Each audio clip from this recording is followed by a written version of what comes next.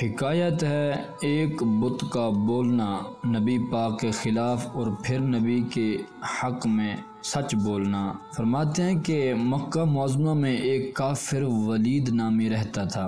اس کا ایک سونے کا بت تھا جسے وہ پوجا کرتا تھا۔ ایک دن اس بت میں حرکت پیدا ہوئی اور وہ بولنے لگا۔ اس بت نے کہا، لوگو، محمد اللہ کے رسول نہیں ہیں، اس کی ہرگز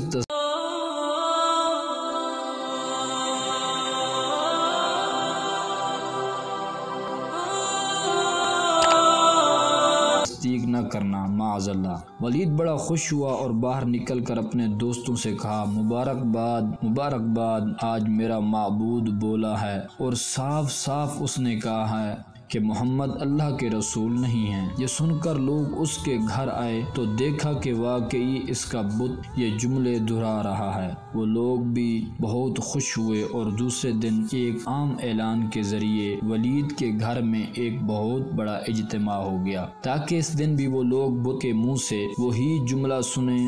جب بڑا اجتماع ہو گیا تو ان لوگوں نے حضور صلی اللہ علیہ وسلم کو بھی دعوت دی تاکہ حضور خود بھی تشریف لا کر بت کے منہ سے وہی بکواس سن جائیں۔ چنانچہ حضور صلی اللہ علیہ وسلم بھی تشریف لے آئے۔ جب حضور تشریف لے آئے تو بت بول اٹھا، اے مکے والو، خوب جان لو محمد اللہ کے سچے رسول ہیں، ان کا ہر ارشاد سچا ہے، ان کا دین برحق ہے، تم اور تمہارے بت جھوٹے، گمراہ اور گمراہ کرنے والے ہیں۔ اگر تم اس سچے رسول پر ایمان نہ لاؤ گے تو جہنم میں جاؤ گے، پس عقل مندی سے کام لو اور اس سچے رسول کی غلامی اختیار کر لو۔ بت کا یہ واز سن کر ولید بڑا گھبرایا اور اپنے معبود کو پکڑ کر زمین پر دے مارا اور اس کے ٹکڑے ٹکڑے کر دیے۔ حضور صلی اللہ علیہ وسلم فاتحانہ طور پر واپس ہوئے تو راستے میں ایک گھوڑے کا سوار جو سبز کپڑے پہنے ہوئے تھا حضور سے ملا۔ اس کے ہاتھ میں تلوار تھی جس سے خون بہہ رہا تھا۔ حضور نے فرمایا، تم کون ہو؟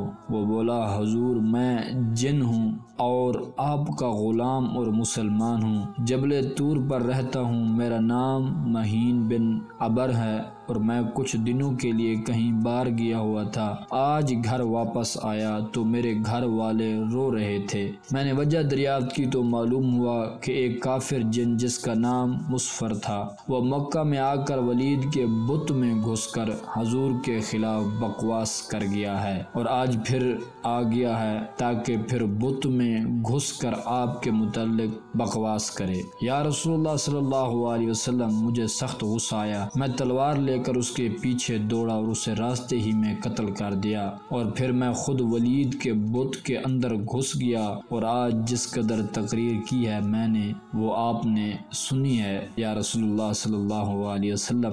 حضور نے یہ قصہ سنا تو آپ نے بڑی مسرت کا اظہار کیا اور اس اپنے غلام جن کے لیے دعا فرمائی۔ اس حکایت سے ہمارے حضور جنوں کے بھی رسول ہیں اور حضور علیہ السلام کی شان پاک کے خلاف سنانے کے لیے جو کوئی بھی جلسہ کرتا ہے یہ ولید جیسے کافر کی سنت ادا کرتا ہے، اور ایک جن مسلمان ہو کر نبی پاک سرکار صلی اللہ علیہ وسلم کی ناموس پر خلاف بولنے والے جن کو قتل کر دیتا ہے۔ ہم مسلمانوں کے لیے بھی یہ ایک لمحہ فکریہ ہے کہ جو ہمارے نبی پاک سرکار صلی اللہ علیہ وسلم کے خلاف کتے کی طرح بھونکتے ہیں ان کا بھی گلا کاٹ دینا چاہیے۔